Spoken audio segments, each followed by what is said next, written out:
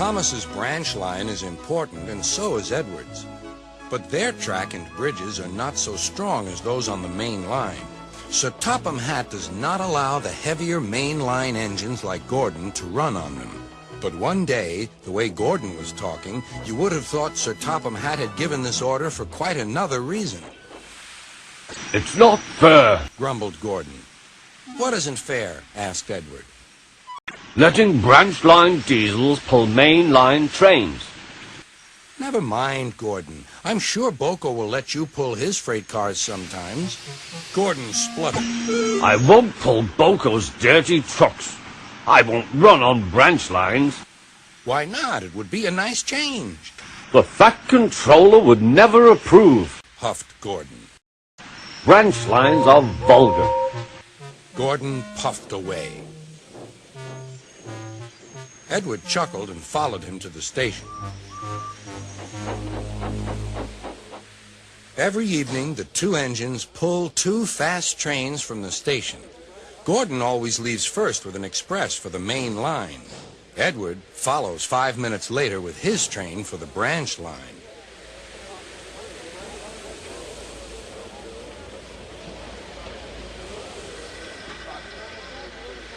Usually, everything runs like clockwork, but tonight there was trouble.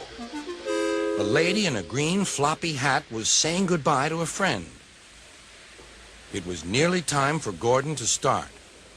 The fireman looked back towards the conductor's van and saw something green waving. Right away, mate. He thought the conductor had waved his flag.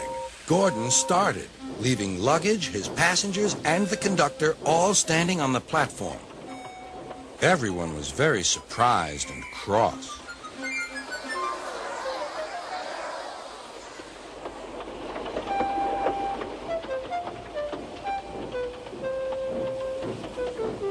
To make matters worse, by the time Gordon had been stopped and brought back, Edward was already late with his train. So now he set off first. But the signalman at the junction wasn't told about the change. By mistake, he sent Edward along the main line. Gordon was sent along the branch and arrived cold and cross on one of the sidings near the harbor.